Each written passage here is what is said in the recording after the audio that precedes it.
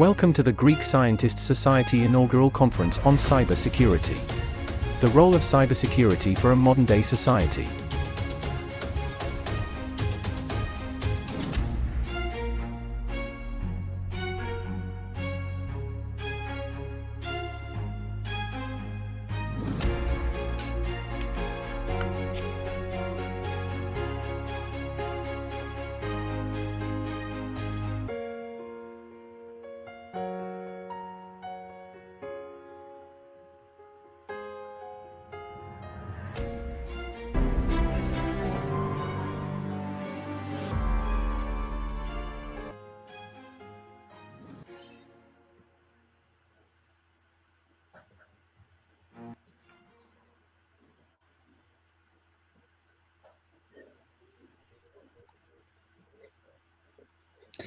We now move to our second panel.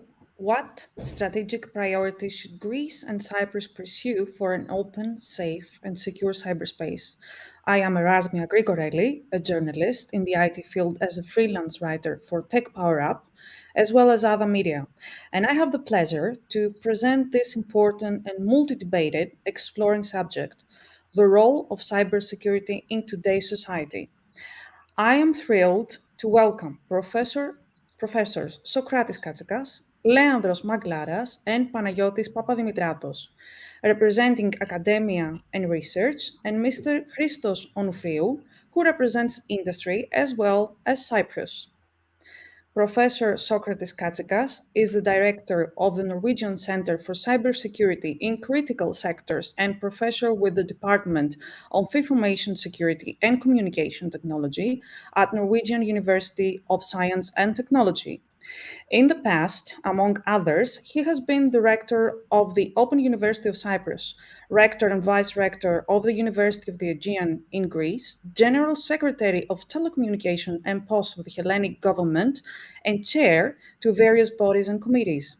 He has authored or co-authored more than 300 journal papers, book chapters, and conference proceedings papers.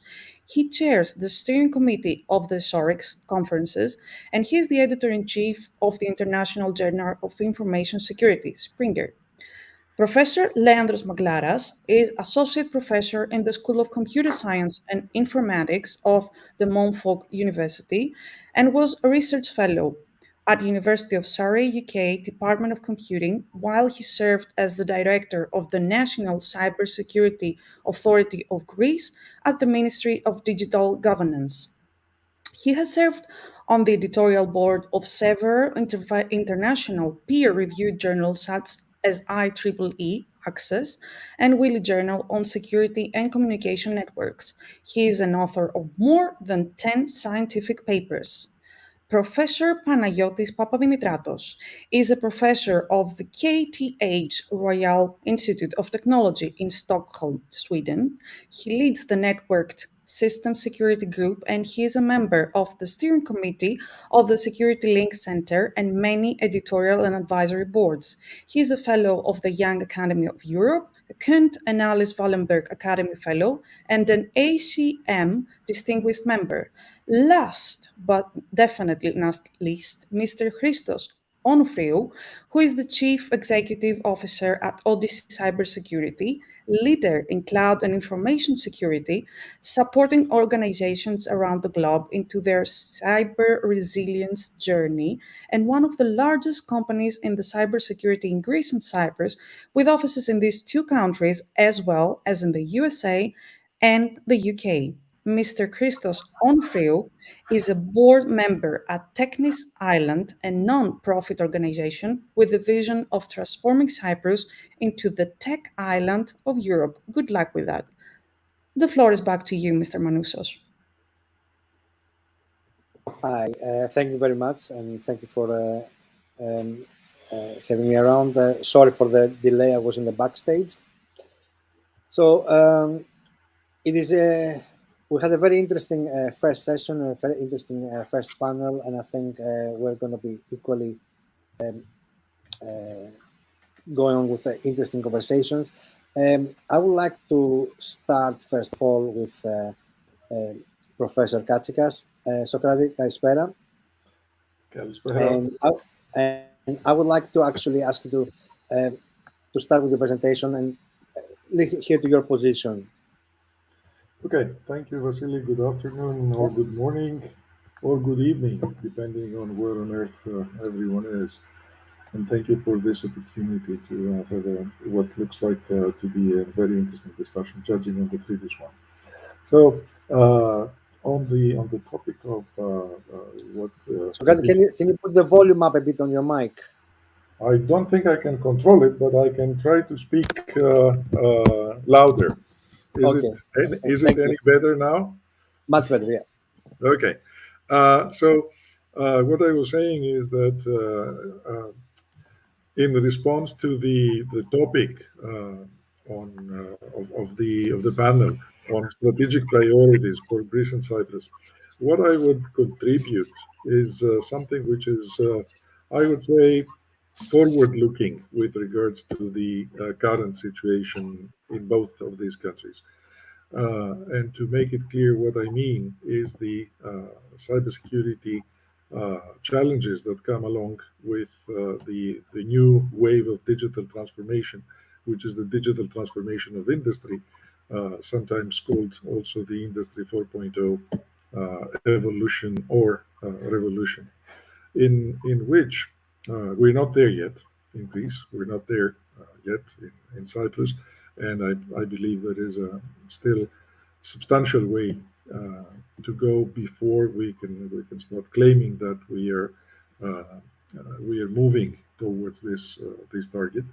But as cybersecurity is something that is necessary to have in place by design, it's good to start earlier rather than wait until the Industry 4.0 reality becomes a reality. The main characteristic that creates challenges in the Industry 4.0 landscape is the integration of information technology and operational technology systems. Of course, the convergence of IT and OT has happened for several decades now, but what we are experiencing today is the real integration of these two. And if you go back maybe 30 or 35 years in time, you will possibly recall, those of you that were at an age able to understand things then, that we experienced the convergence, the integration of IT and communication technologies, and this brought upon the term ICT. Now, this uh, how this influenced cybersecurity is clear. Until that time, we were trying to secure closed systems. We knew who would participate, who should be able to have access to those systems, and our task was simply to keep everyone else out.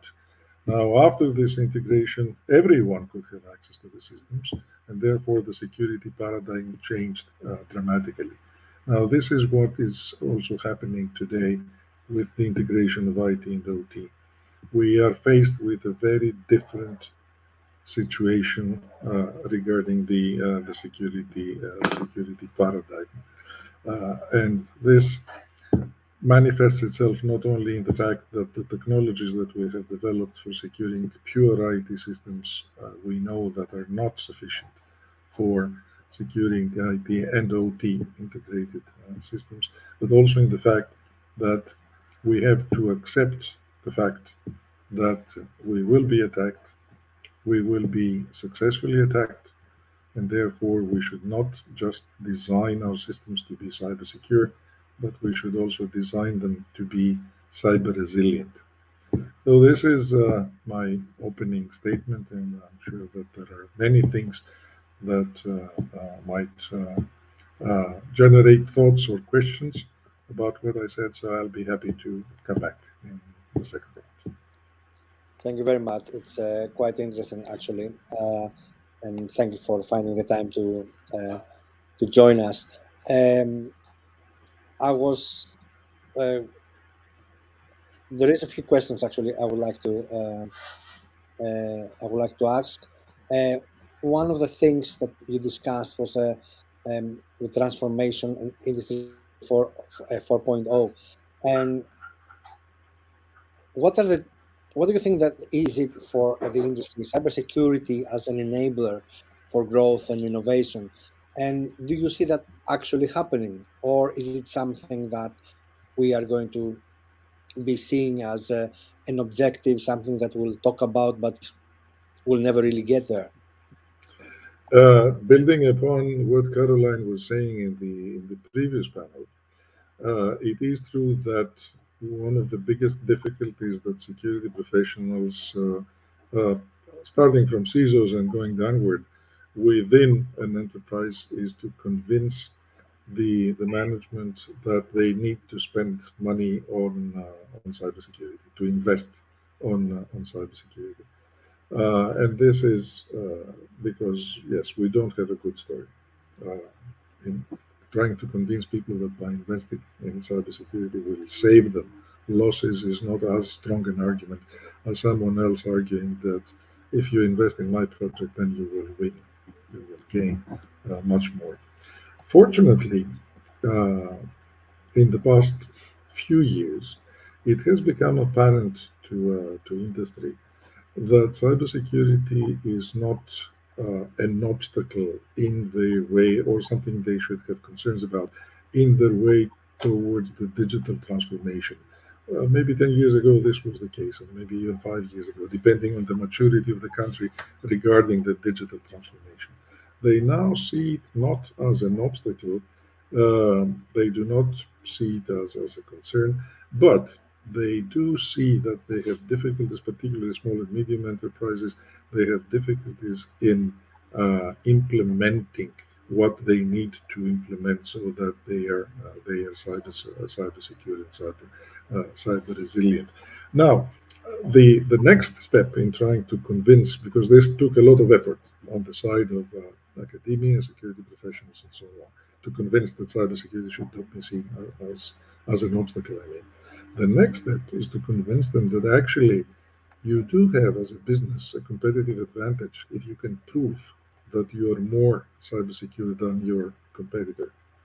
And therefore, this is cybersecurity is an enabler for growth of any business. At the same time, arguments exist so to the effect that cybersecurity can be seen as an enabler for more innovation within a company, and we have many examples. I don't mean enterprises that are active in the cybersecurity domain, but enterprises in industry in general. That we do have good examples that they have innovated simply by uh, uh, stepping on good cybersecurity practices. I remember 3 years ago you were kind enough to join us in the Cyber Academy at Napier, and I've have in front of me a picture with your um, your cover slide, integrating OT with IT, security challenges in Industry 4.0. If you gave this presentation again today, what would you have changed? What would you have added? Well, not very much, except that I would be stronger for the need. I would have emphasized more the need for resilience, cyber resilience, and I would have also added some information which should be concerning. We should be concerned about. Let me just give you one example. In the past year, there were at least three groups, uh, malware groups, that have proved to have capacity to attack OT systems. This was not possible, or at least we didn't know whether it was possible 3 or 4 years ago. Which means that the capacity of the cyber criminals, to use a rather generic term, to attacking IT and OT systems has increased. And of course, we see that in the increased frequency of incidents in industrial environments. What I would also add is the start of operation of the Norwegian Center for Cybersecurity in critical sectors as well, because 3 years ago we were just at the proposal stage. We started operating 2 years ago, and I think that we have contributed to making some change regarding the cybersecurity of critical industry in Norway, at least. Thank you very much, Sokratis. I really appreciate that, and sorry to put you on the spot, but I saw that picture and I just had to ask. So the next one in line here, as I see, will be Professor Papadimitratos. Hello, Panos. Hi. So I give a quick opening statement? Panos, I'm sorry, you are having a noise, something with your microphone. Is it very close to you, or you're close or something? It's like an echo. Let's move to Mr. Christos Onoufriou, and we'll come back to Panos. If you can have a look at your audio, thank you. Hi. Hi. To everyone. Like Dr. Katsikas said, good morning, good afternoon, good evening. It's really nice, and what we're doing here is part of the digital transformation that we're discussing. Being 20 years in the industry, doing things from consulting, integration, SOC services, penetration tests, we think we have seen it all.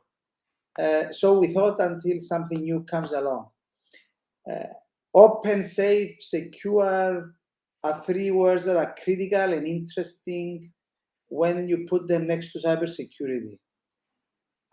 Working with organizations in 30 countries these days, there's no such thing as safe or secure cyberspace. The major goal here is that to identify and minimize the risks, and at the same time be prepared and be cyber resilient, like already mentioned. We live in a digitally connected society and business environment, and we know and we need to know and have awareness of the risks and the dangers. We as governments, corporations, society, we are urging people to actually, sometimes forcing them to use and utilize digital platforms and tools for their everyday life. Not everyone understands the risks. Not everyone has the knowledge and the awareness how to be proactive and protect themselves. Over the past years, and I think it was mentioned also extensively in the last panel, cyber protection is a togetherness battlefield. Bullets are coming from all over the place, and we need to share information. We need to elevate the awareness, expand the knowledge at a personal and corporate level. I would go to the extreme to say it's like when we learn to our kids to cross the road. In the same way, we need to educate the citizens from an early age how to live in this digital, I would call it paradox cyberspace. We need to develop and maintain an ecosystem that can exchange and share threat and attack information. The attackers are already doing this. This is why we're always faces behind. Now, coming to a bit more locally, Greece and Cyprus have fallen behind our digital transformation goals for a number of reasons. One being our Southern European mentality of we know it all.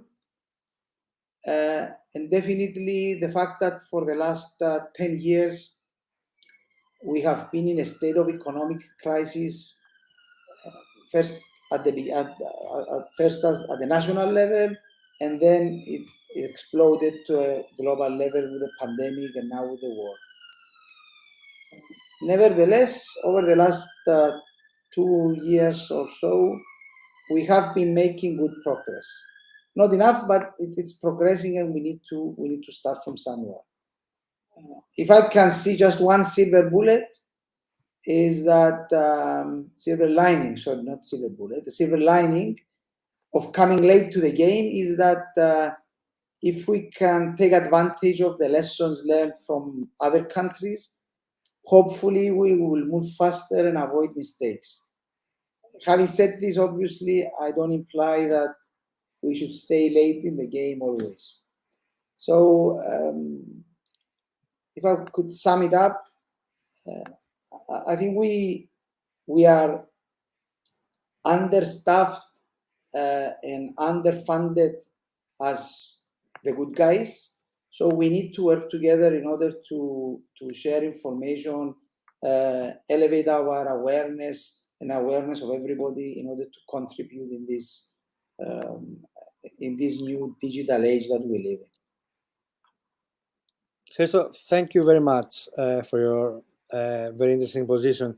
And I'll come back to one of the last points you made about learning lessons. And since this last part is about Greece and Cyprus, I know and I understand and appreciate that individuals and individual businesses, organizations learn their lessons and they apply that into practice, into the life. But do you see the Greek and Cypriot governments learning those lessons and apply them in the long term? Or will they be just short-term reactions to something that made the news and then things will just go quiet? The digital transformation has a unique characteristic. You cannot go back. If you give something to the citizen in a digital process, you cannot take it back and make it physical afterwards. So yes. Coming back to your question directly, working with the Cyprus government and a bit with the Greek government, I do see that we exchange ideas and lessons and contribution, and we get contribution from other countries that have actually moved forward, like Estonia and the UK. We do get experts in that show us the way. Now, whether because it's a long trip, whether long term things will continue, I can only hope. I don't want to be gloomy, and I would like to I want us all to look forward with a bright future. Otherwise, then we deserve whatever we get. That's true. No, I was thinking more of that in terms of, obviously you give something digital, you cannot take it back and make it analog and go back to paper, but you can stop providing more digital services and stop expanding this change. So, but yeah, I think I hope that we started in a very positive way this trip, and we will continue to do it. We do see over the last couple of years more interaction of the public sector with the private sector in order to get help, support, implement new projects. So all the ingredients are there. All we have to do is move forward. That's a very, very good thing to hear, and for someone that has been away from Greece for quite some time, it's a very positive feedback. Thank you very much. I'll check if Panos is okay with his mic. Let's see. Okay, you are better. That's better. All right. So sorry for the mishap. So thanks a lot for the invitation, and let me add that, of course, it's a pleasure for me too to be part of this congregation. Let me add, I'll add 2 points, let's say, being complementary to my colleagues. So the first has to do with the broader and stronger role of academia, because this is 2 messages, let's say, on what Greece should do in terms of cybersecurity and privacy. The second point is to work more on crisis management and preparedness. So we'll take one at a time. So first, regarding the strengthening and the broadening of the academia role, well, 2 points. First, investment in the area of cybersecurity and privacy within academia, and putting emphasis on research excellence, cross-disciplinary and cross-sectoral work, impact, and education. So I'll take these bullets one by one and just elaborate a bit. In terms of investment, well, universities and schools, departments can and should promote cybersecurity and privacy. So that I don't repeat the 2 terms, I will say CySEP, and I'll mean both activities.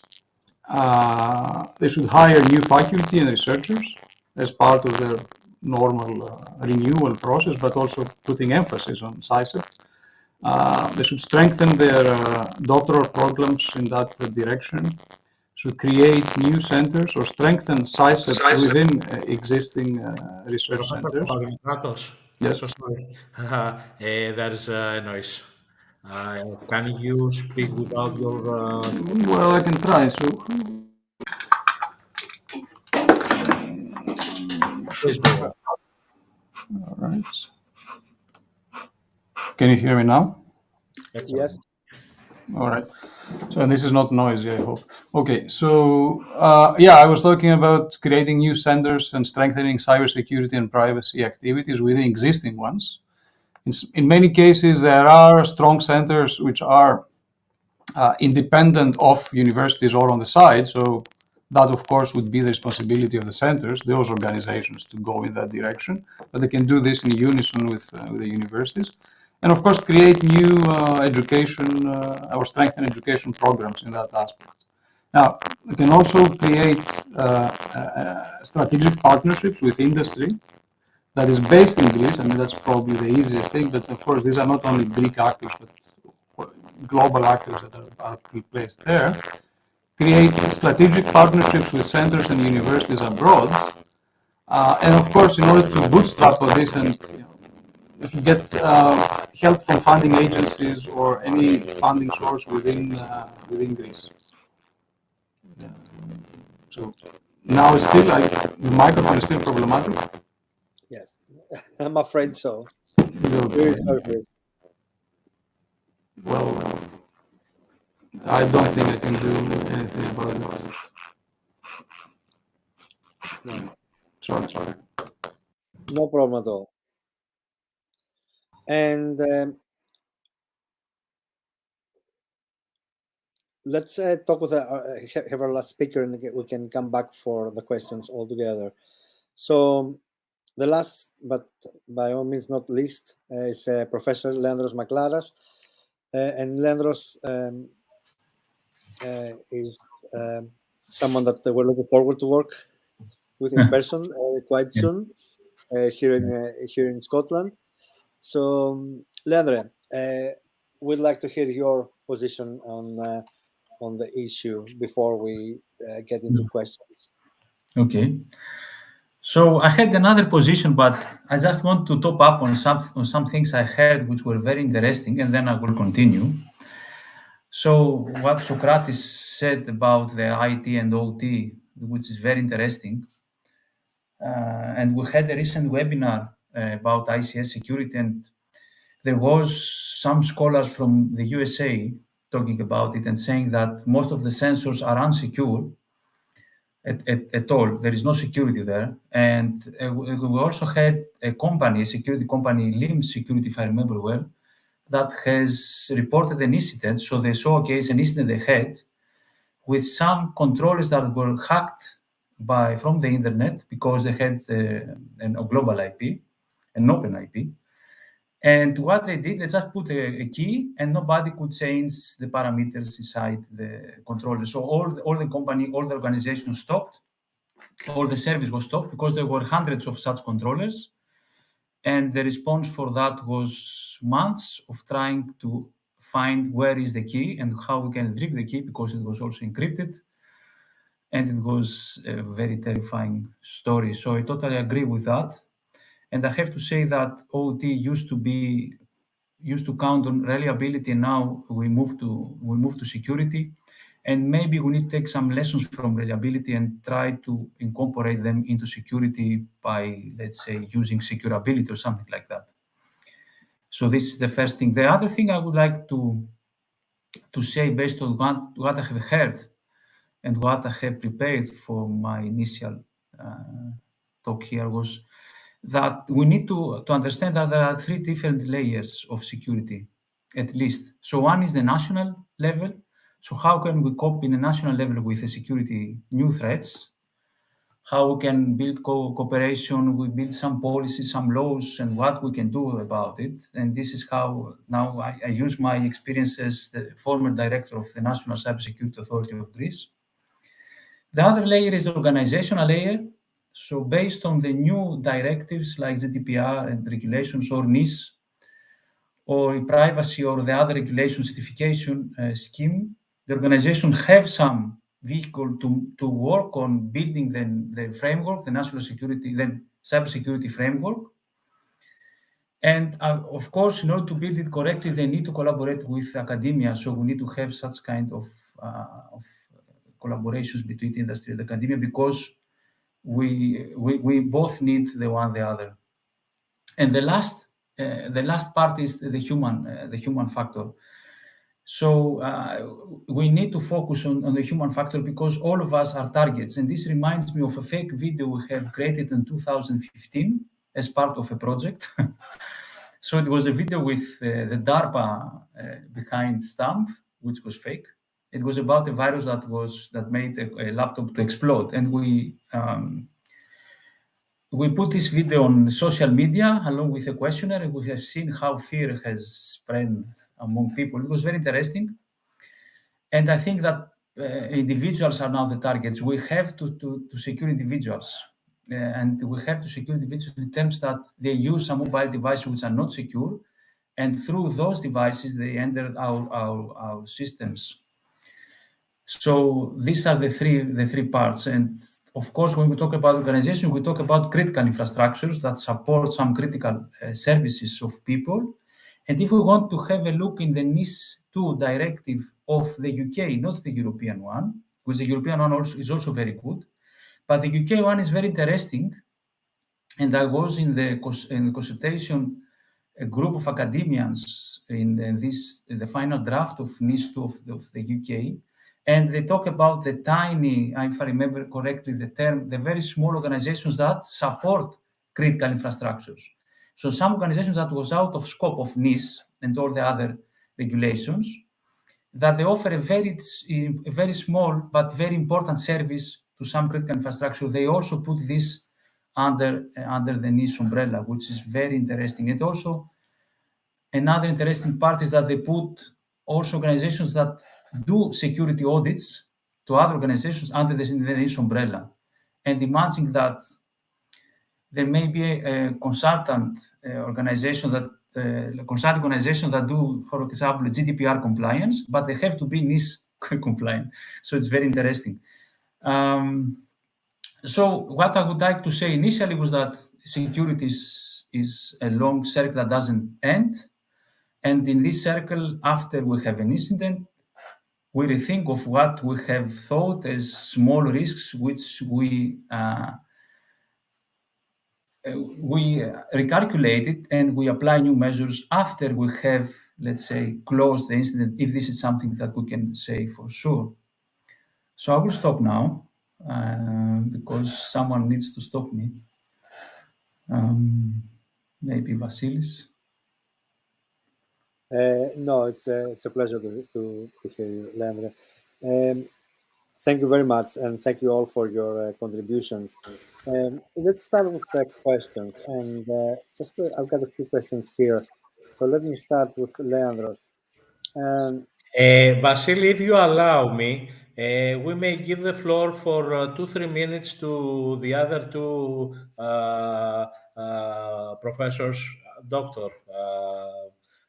Andreas and Professor Konstantinos Passaris, to speak on the matter because they were kind enough to wait Yes, for of this, course. Yes. just for 2 minutes, if you are, and you can stay at for the. Yeah, of course. Since we made this route. Professor Passaris, do you want to share?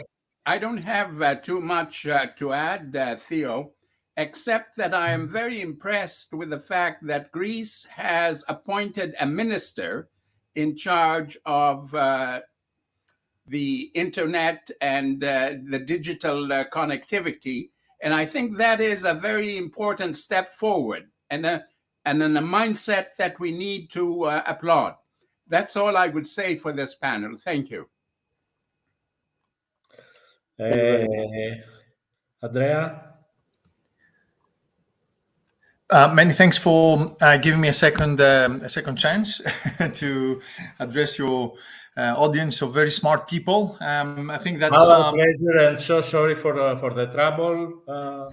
Things happen, or something else happens, as they used to say. Please go on. No worries about that. But I think what matters is that you're bringing people together, and it's quite clear that it's not about Greek scientists. The society might be aiming a Greek composition, but the audience is far broader, and hopefully ideas will start flying. My key message from the first panel was that there's no such thing as a silver bullet, and nobody is safe and secure and sound by cuddling up and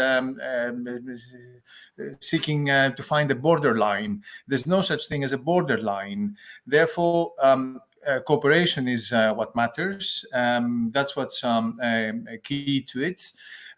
Greece is no different. Cyprus is no different to that. They have a wonderful collaboration opportunities within the EU and much beyond that. I mean, there's the NATO option, there's a regional collaboration option, there's bilateral relations, and it all builds up to a more robust cybersecurity stature, position, which can act both ways, both as a preventive measure, but as well as by enhancing the ability of both our countries to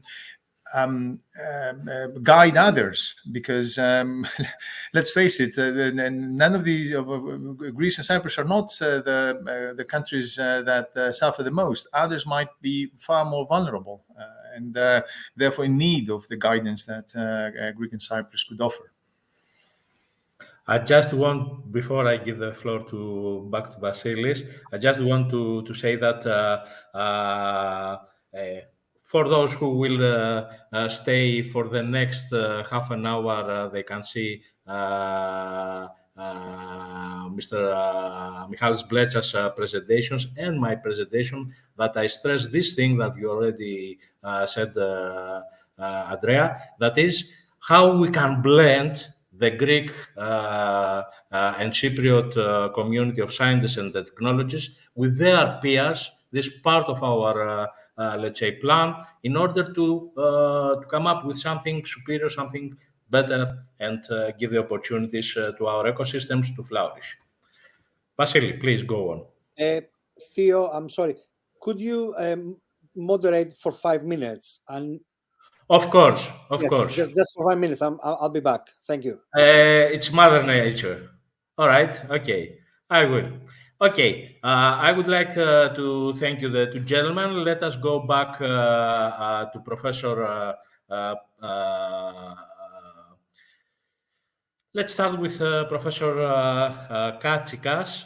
Although he had the opportunity to describe. I'm not prepared to moderate, but anyway. This is Murphy's law, Theo. You're not. Sorry. This is Murphy's law. You were Yeah, not I know, prepared, I know. but it happens, Everything goes wrong today. I don't know why is that. We had problem with 10, 15 minutes delay. We had problem with the start with the first panel and things like that.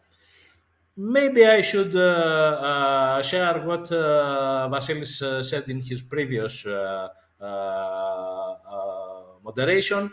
What you should discuss, you should ask your peers on how we should, what kind of strategic priorities should Greece and Cyprus pursue for an open, safe, and secure cyberspace in practical matters.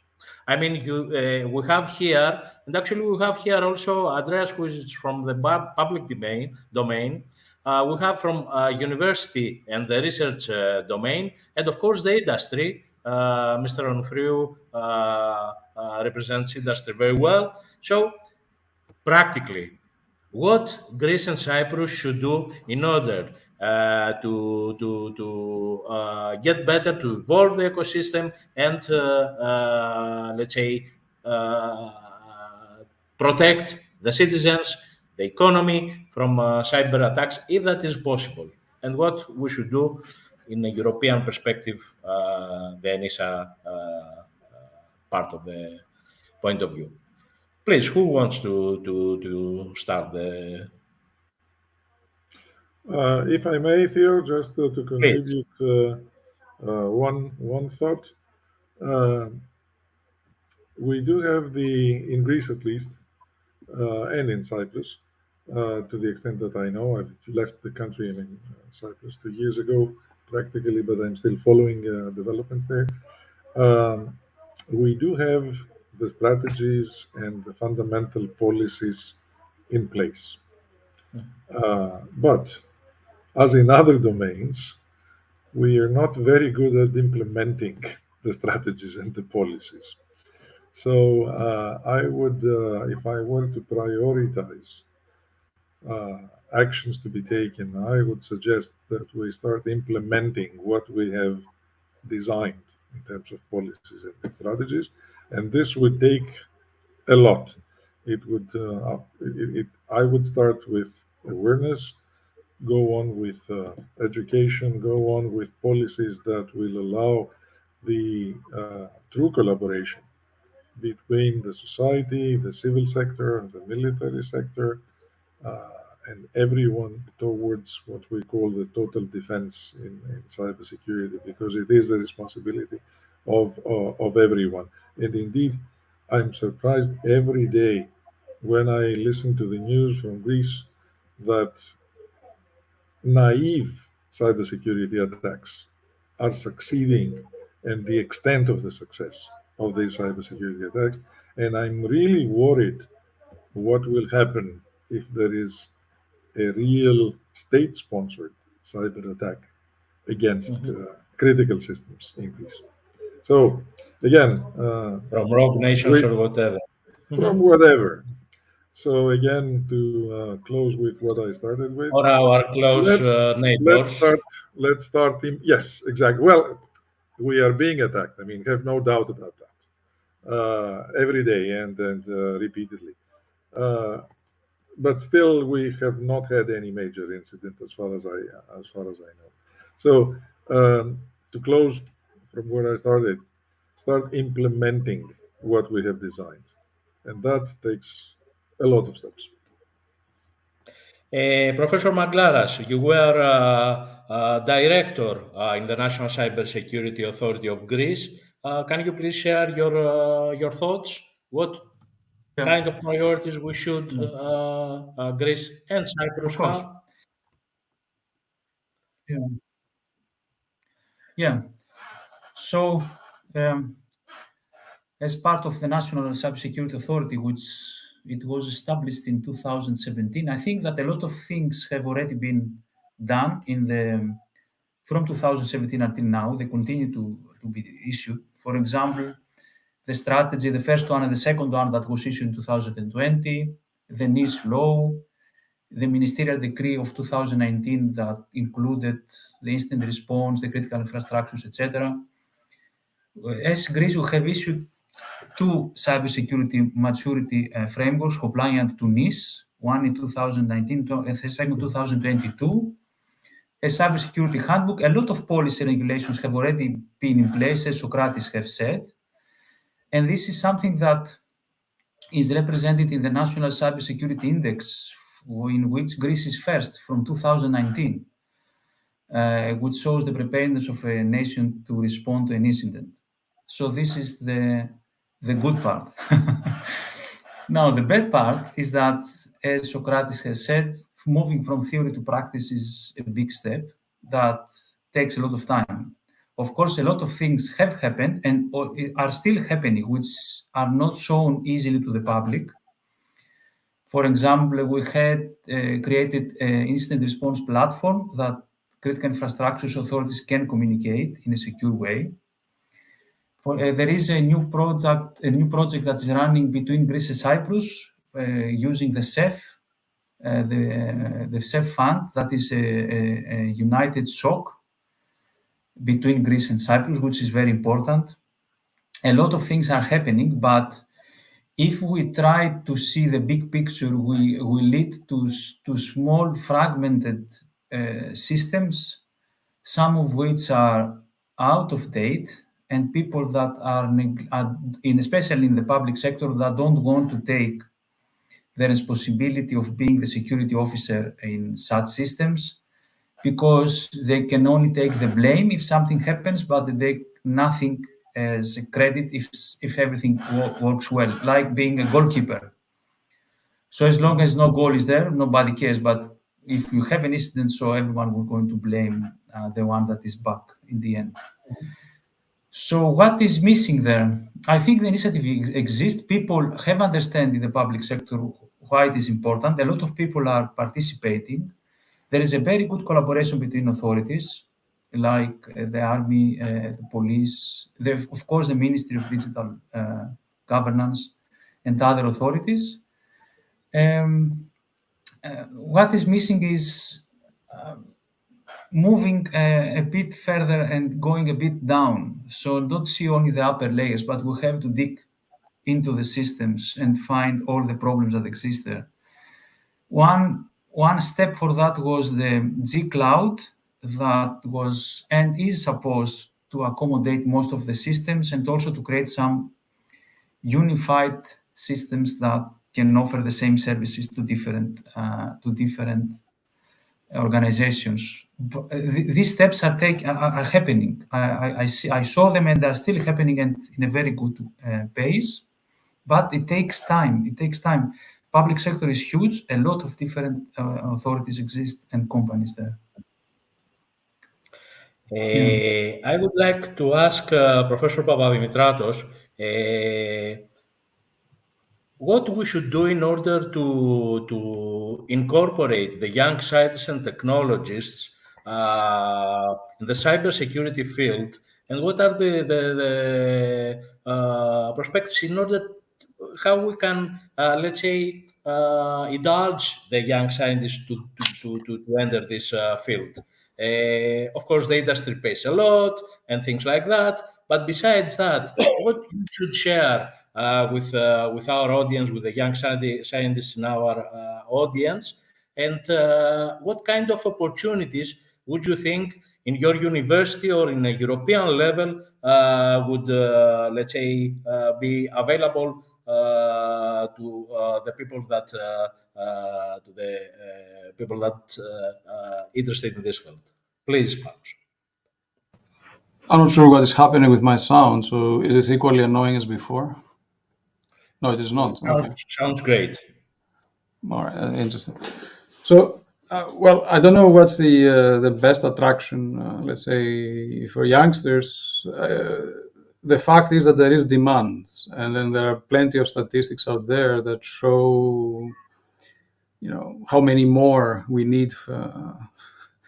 Say the balance is very negative. So that will come necessarily with good salaries, prospects for international careers and so on and so forth. So that should be it. On the other hand, given the, I mean, there's also the prospect of a research career, right? That shouldn't be, because it's not all about money. Let's put it this way. So there are opportunities there as well, exactly because there are a lot of problems to be solved.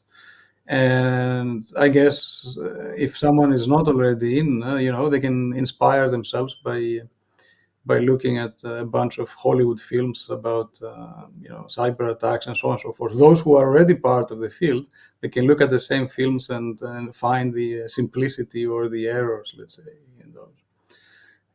Yeah. Wonderful.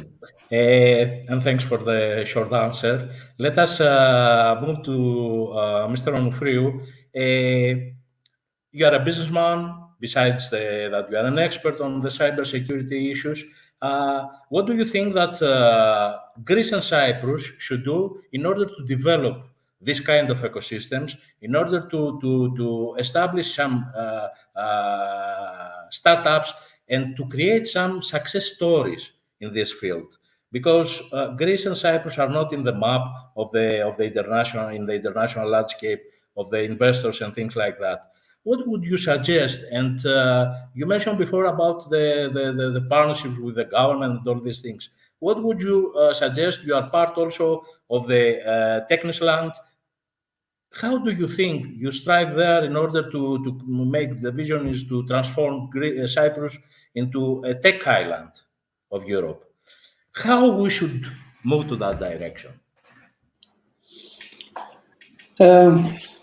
Okay, you touched a number of things.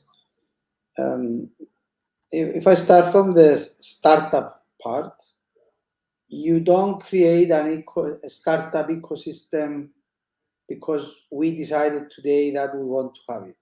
If you take our neighbors, Israel or other countries that have a very developed startup ecosystem, it took years, and the initiative started from the government. Yes, it is driven by the private sector and the funds. However, you need to create a landscape and an ecosystem friendly enough and motivating enough for these startups to flourish. Now, the work we do in Tech Island is that we try. It's a very diverse work. We try to influence the policymakers in order to make Cyprus a more attractive destination for global organizations to come here. Apart from the taxes and the tax regime, we try to influence other things that would attract these people to come to Cyprus. It is an effort that, again, it's a unified effort. It's a consolidated effort that we need to do as a country. It's not a 1 or 2 or 3 month show. It needs to be a policy. And I totally agree with my colleagues here that we have enough policies and we have enough strategies and we have enough laws and enough regulations, being that startups or cyber or whatever it is. The problem is that we have a problem implementing them. For example, if you take NIS or GDPR, which are basic stuff, when GDPR was coming, we being slightly older, I remember I felt like it was the millennium bug, that when the century was changing and all the computers were going to stop and people were running all over the place. That was the idea that I felt when we were implementing GDPR. At the end of the day, nothing happened. The reason is that there's no audit, there's no someone to actually force people to take part in this. So, and unfortunately, the system, the government, the actual country needs to be at the center of this. It cannot be a businessman country, but it needs to be a facilitator in order to give the incentives, the initiatives, to bring the academia and the private sector and the public sector together in order to contribute. All of this needs to happen, and there needs to be a strategy, and definitely is not a 1 year or 2 year. It's not even a one government term. It's a long term. It's a 10 or 20 years project that every year will become better and better and better. This is how we see it, and this is, and I can give you, and I can like a closing, because we are very active in Saudi Arabia. This is what's happening there. They have a plan, they call it 2030 vision, and all actions happening are towards that vision. And at the center of it, it is the government. They are pulling resources, they are helping the industry in order to make the vision happen. Obviously, unless we move in that direction, and unless we decide that we have a strategy, and whoever is the Minister of Digital Transformation or the Prime Minister or the President in Cyprus follows that strategy for the good of the country, we won't do anything. We will just go back and forth, back and forth, back and forth with a lot of laws and compliance and regulations. Vasily, will you allow me the last question? We have 5 or 10 minutes more, or you can take the floor. Vasily? Sorry, I was muted. Yeah, sorry. Yes, by all means, I will need to leave after a bit. Actually, I cannot stay much longer. I've got another. So I just want to shoot one question to all the by all means, panelists. yes. Is there a role model? Christos Onoufriou mentioned about Saudi Arabia, and we know about Estonia. We know is there a role model, something that Greece and Cyprus, maybe they are different, let's say, cases for us to follow? You can 1 minute. It's all the discussions, please. Who wants to start? Can I start since I initiated this? Okay. You are the youngest also and the more handsome of all, so you have the floor by all means. I don't think I'm the By youngest, but virtue. thank you. I truly, working with a lot of countries, I truly don't believe there is a magic recipe. There's no such thing. I mean, if you take Estonia and you read the history, that started in 1996. Somebody had a vision, they bought a bunch of computers and they installed them at schools, and everything started working from there 2 decades later. We need to take examples and success stories and adapt them to our reality with the focus of success, not with the focus what's good for me personally today or for you or for a bunch of other individuals. Because we strongly believe that the good of the country will actually come as a good to us as well. Maybe it will take a couple of years more or 3 years, but still, if the country does well, then we will all do well as well. Definitely. I would think that Estonia is a great example for Cyprus for obvious reason. Who wants to answer next?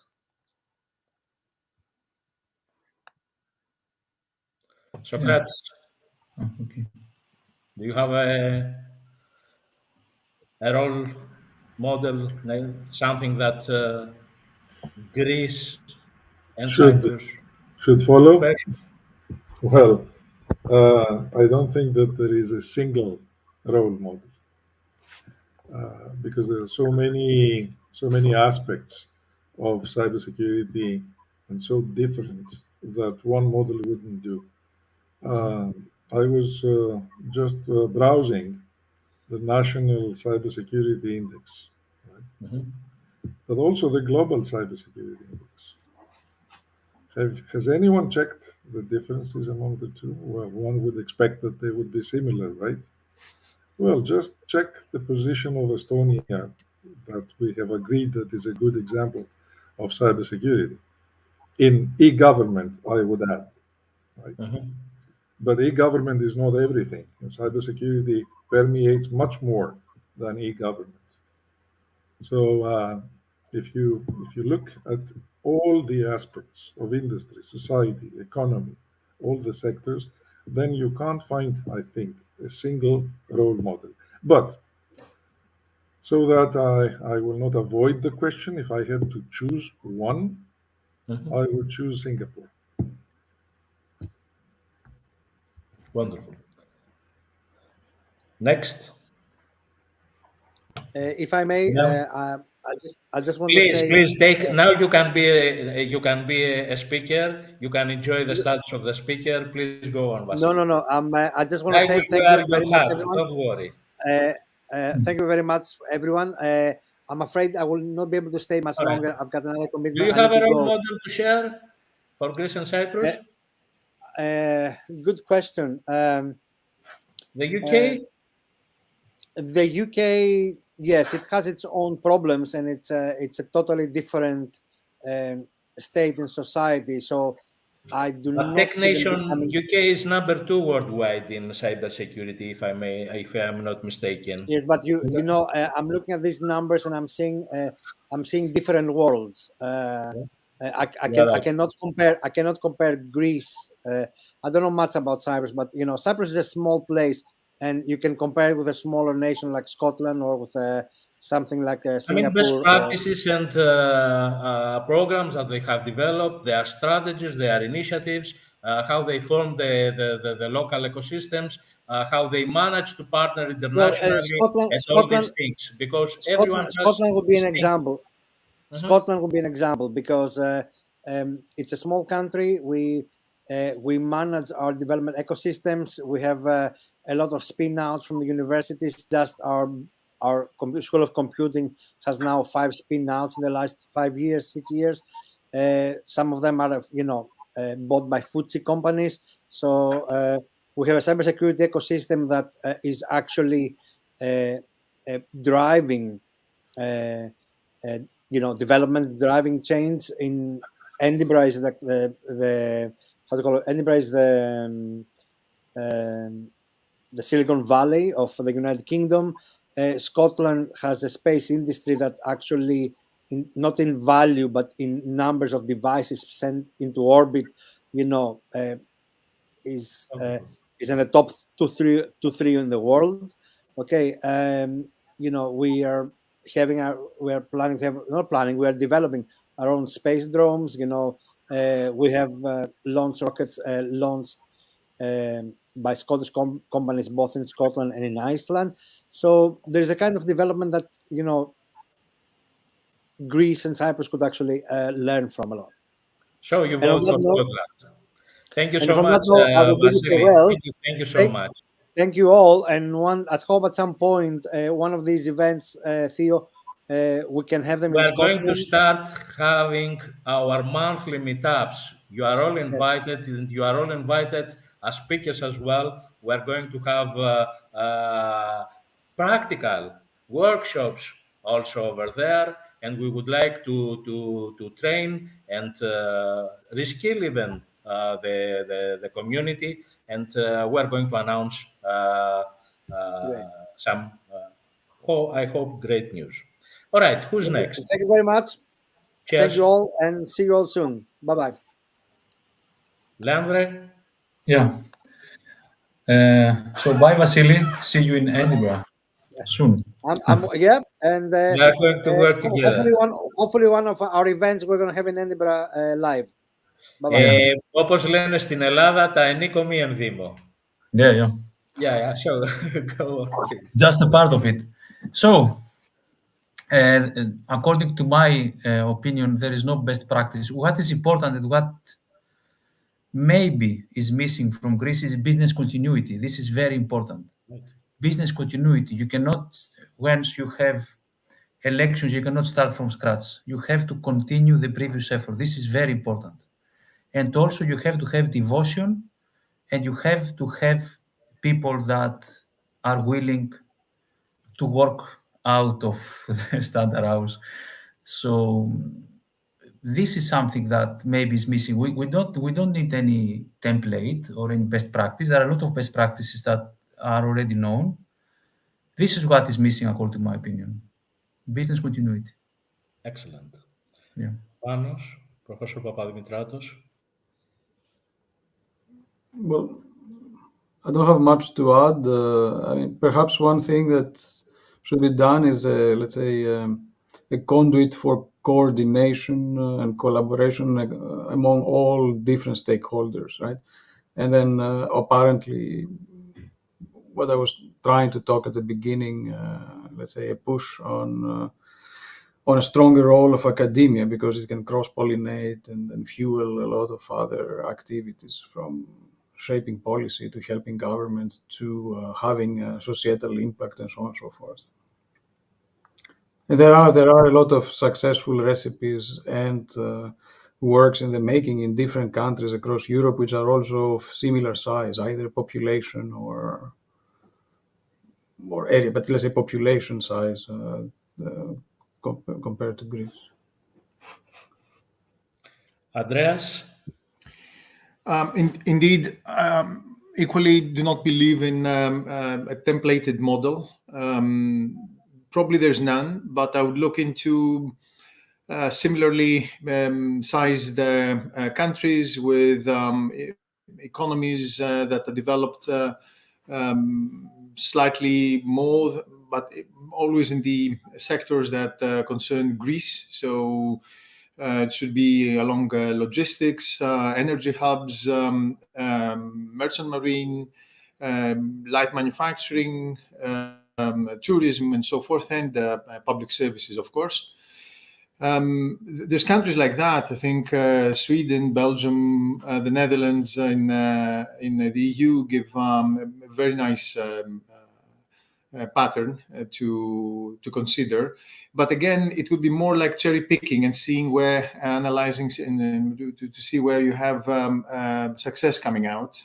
You get smaller countries like Ireland; they're massively successful in terms of attracting foreign investments. You got countries with important government services, like in Italy, for instance. And of course, you have the big ones: Germany, France, Spain, Italy. That indeed, they collectively they have a lot to offer and to share.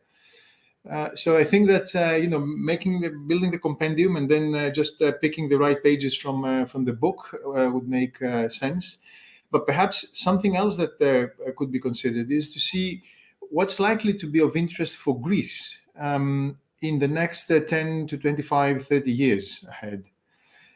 Because you can't really get to your future unless you somehow visualize it and see what exactly you want to achieve and what is exactly that you think that's missing from impeding you from achieving it. So looking into the future in terms of contents could be important, would help the public sector to crystallize what they would like to get to and become models themselves. And the private sector, particularly the startup scene, to pick up speed and get into this warp speed level that's needed to launch itself ahead, exactly like Christos suggested about Israel. So that means that you need to bring together a bit of funding. It could start from the public with some guarantees, perhaps, but you need more maturity in the VC sector. It's good that it started, but I mean we're nowhere near the mid part of it. I mean it's still just the beginning of the beginning, and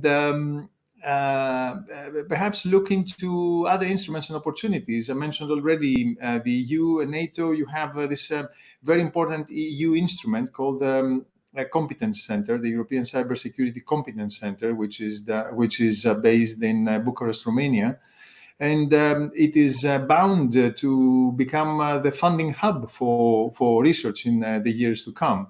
So, of course, this research does not meet this suggestion about looking 30 years into the future, but certainly for the next funding periods up to 7.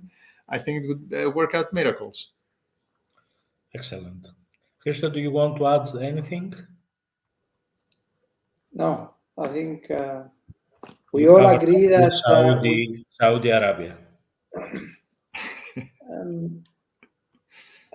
I strongly believe that there is no one recipe and there's no magic. Yeah, right.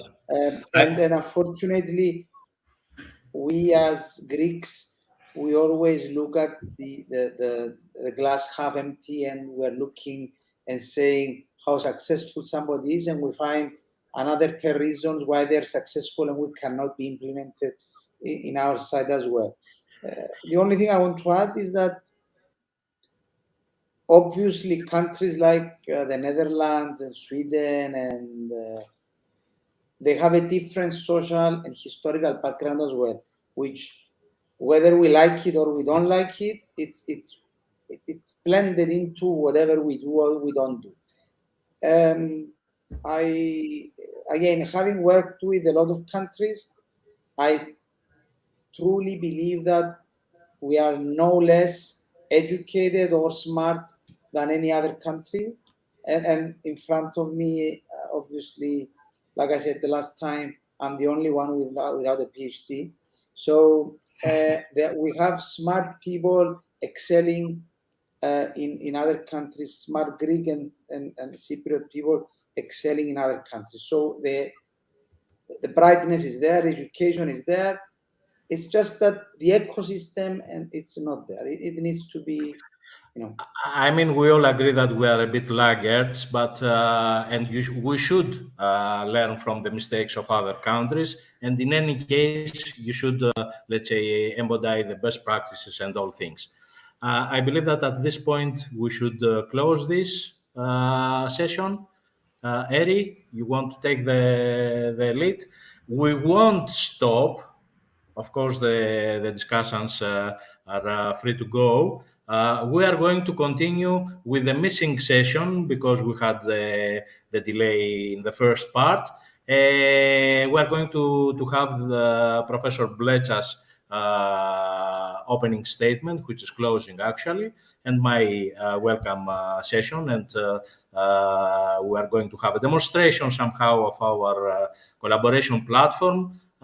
Anyway, all the participants and the people that have registered on LinkedIn, and of course all the Greek Scientist Society members, will receive the videos, all the material, and we are going to come up with the message takeaways to share it with the public domain. Thank you so much. Eri, the floor is to you. Thank you. So the time has come to draw the conference to an end. Thank you so much, everyone, our speakers, our skillful moderator, and of course, our attendees in our event platform and in the streaming channels. The panel discussions will be available in our YouTube channel, more details in the GSS Cybersecurity and the main community LinkedIn groups. And we invite you to join our first meetup on Thursday, November 24th, with Georgios Germanos on cybercrime, threats, and trends. The GSS Cybersecurity Circle members will receive an invitation to join the GSS collaboration platform, so we're looking forward to seeing you there soon. We are also looking forward to seeing you in our next inaugural conference of the Biomaterials Circle. How biomaterials provide alternative solutions for new biomedical technologies and clinical therapies. Why invest in this field? That will be held on December 11th. Thank you all. I would urge the attendees to spare a moment, and we